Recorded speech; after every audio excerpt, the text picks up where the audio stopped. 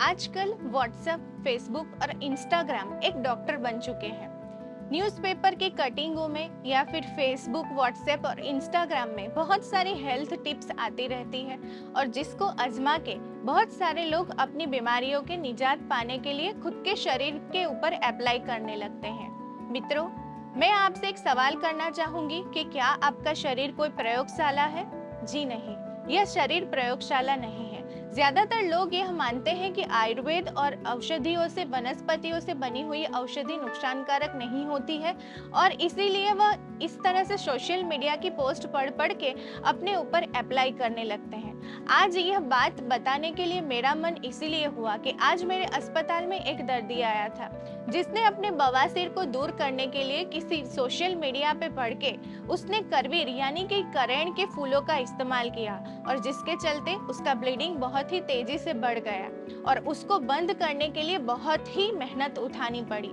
इसके चलते कई बार आयुर्वेद औषधियां बदनाम होती है। हालांकि आयुर्वेद एक निर्दोष विज्ञान है, लेकिन यह आयुर्वेद चिकित्सक की निगरानी में आप अगर किसी औषध का सेवन करते हैं तो ही वह आपको फायदा करेगी। जी हाँ मित्रों, क्योंकि आयुर्वेद के अनुसार हर एक मनुष्य के शरीर की प्रकृति यानी कि शरीर की तासीर अलग अलग होती है। आयुर्वेद के अनुसार मुख्यतः 3 तरह की प्रकृतियां होती है। पहली प्रकृति है वायु प्रकृति, दूसरे नंबर पे है पित्त प्रकृति और तीसरे नंबर पे है कफ प्रकृति।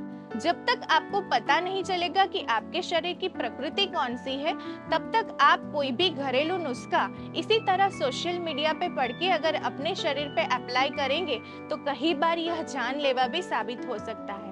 अब जानेंगे कि वायु, पित्त और कफ प्रकृति के लक्षण क्या होते हैं, जिससे आप अपने शरीर की प्रकृति को पहचान पाए और अपनी प्रकृति को पहचान के ही किसी भी नुस्खे को अपने ऊपर अपनाना चाहिए।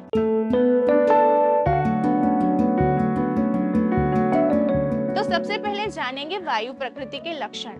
वायु प्रकृति वाले का शरीर सुडौल होता है, पतला होता है और इनके शरीर के ऊपर बाल बहुत कम होते हैं। इनको खाना कभी पच जाता है, कभी नहीं भी पचता है। इनको कभी कभी मल त्याग अच्छे से हो जाता है और कभी मल त्याग नहीं भी होता है। वायु प्रकृति वाले लोग स्वभाव के चंचल होते हैं। कोई भी कार्य जल्दी से शुरू कर देते हैं, लेकिन वह कार्य पूर्ण जल्दी से नहीं कर पाते हैं।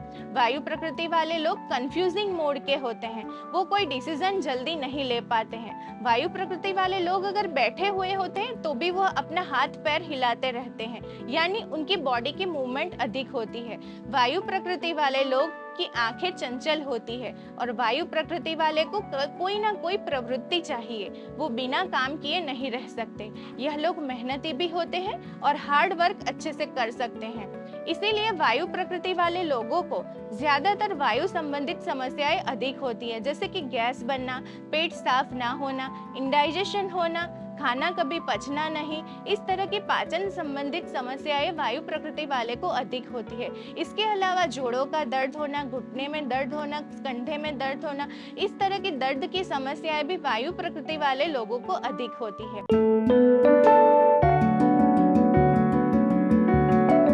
अब वायु प्रकृति वाले लोगों को कौन सा आहार विहार लेना चाहिए? तो वायु प्रकृति वाले लोगों को शरीर में वायु अधिक ना बढ़े, इसके लिए अधिक व्यायाम नहीं करना चाहिए। अधिक ट्रैवलिंग यानी कि यात्रा प्रवास भी नहीं करने चाहिए। अधिक जोर जोर से बोलना भी वायु प्रकृति वालों के लिए वर्जित है। अब खान पान की बात करें तो वायु प्रकृति वाले को सूखा हुआ और बासी भोजन बिल्कुल नहीं लेना चाहिए। डेयरी प्रोडक्ट ज्यादा लेंगे तो उनके लिए अच्छा है, लेकिन biscuit, fast food, cold drinks और ठंडी चीजें वायु प्रकृति वालों के लिए बहुत ही नुकसानकारक साबित हो सकती है।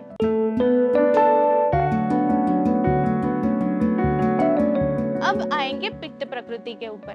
पित्त प्रकृति वाले लोग अपना वजन तेजी से कम भी कर सकते हैं और वो तेजी से वजन बढ़ा भी सकते हैं। पित्त प्रकृति वाले लोग अग्रेसिव होते हैं, आक्रामक होते हैं। उनका स्वभाव क्रोधी होता है, एंग्री होते हैं और शॉर्ट टेम्पर वाले होते हैं।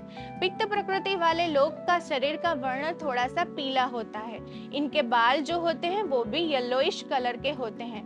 पित्त प्रकृति वाले लोग लीडरशिप अच्छी कर सकते हैं और पित्त प्रकृति वाले लोगों को बॉर्डर के ऊपर, नेवी के ऊपर और डिफेंस सिस्टम में ये अपना काम अधिक कुशलता पूर्वक कर सकते हैं। पित्त प्रकृति वाले लोग अगर कोई ठान ले तो वह कार्य अवश्य पूरा करके ही छोड़ते हैं। उनका डिसीजन पावर परफेक्ट होता है और पित्त प्रकृति वाले लोगों को अगर थोड़ा सा भी कोई बोल दे तो उनका स्वभाव कैसे मैं करके इसको जवाब दे दूं, इस तरह की मानसिकता वाले पित्त प्रकृति वाले लोग होते हैं। पित्त प्रकृति वाले लोगों को भूख कभी बर्दाश्त नहीं होती है, खाना भी अच्छे से हजम कर लेते हैं और पित्त प्रकृति वाले लोग बहुत ही महत्वाकांक्षी होते हैं।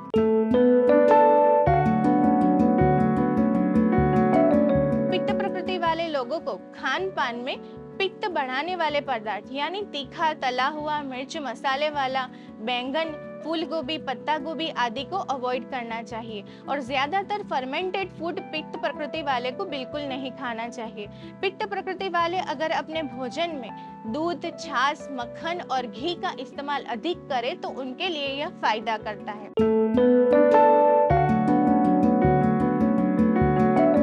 अब आते हैं कफ प्रकृति पे।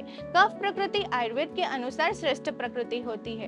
कफ प्रकृति वाले लोग शांत प्रकृति के होते हैं, धैर्यवान होते हैं, थोड़े से आलसी और निद्रालु भी होते हैं। उनका शरीर जल्दी से बढ़ जाता है, मोटापा जल्दी से बढ़ता है और उतरता बहुत धीरे से है। उनका वजन उतारने में उनको बहुत पसीना बहाना पड़ता है। कफ प्रकृति वाले लोग किसी भी निर्णय को लेने के लिए बहुत सोचते हैं और निश्चिंत उनकी प्रकृति होती है। कफ प्रकृति वाले लोगों को ज्यादातर कफ, एलर्जी, साइनसाइटिस, अस्थमा या फिर कफ संबंधित अन्य समस्याएं अधिक होने की संभावना ज्यादा रहती है। कफ प्रकृति वाले लोगों को डायबिटीज, हाइपरटेंशन और हार्ट अटैक जैसी बीमारियां भी अधिक होने की संभावना होती है। आयुर्वेद के अनुसार कफ प्रकृति श्रेष्ठ प्रकृति कही गई है।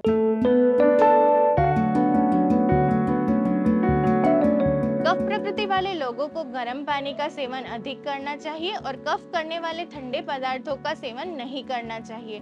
इस तरह से वायु, पित्त और कफ प्रकृति, इसमें से आपकी कौन सी प्रकृति है ये अगर आप जान गए तो आप अगर कोई भी सोशल मीडिया के ऊपर आए हुए नुस्खे को अगर अपने ऊपर अप्लाई करना चाहते हैं तो उसमें बताया गया नुस्खा आपके लिए आपकी प्रकृति के अनुसार आपको सेट करेगा या नहीं, उसके ऊपर पहले विचार कीजिए। उसके बाद ही आप अपने शरीर को इस तरह से कोई भी नुस्खे पे लगाइए। और मैं तो यही कहूंगी कि सबसे पहले अपने किसी भी नजदीक आयुर्वेद चिकित्सक के पास अपना प्रकृति परीक्षण करवाइए और अपनी प्रकृति परीक्षण के बाद कोई भी सोशल मीडिया के ऊपर भी आप हेल्थ टिप्स अगर देखते हैं तो आयुर्वेद चिकित्सक से परामर्श करना अत्यंत आवश्यक है। उसके बाद ही आप अपने शरीर के ऊपर यह कोई भी हेल्थ टिप्स अप्लाई कीजिए। यह मेरा आप सबसे निवेदन है। Thank you.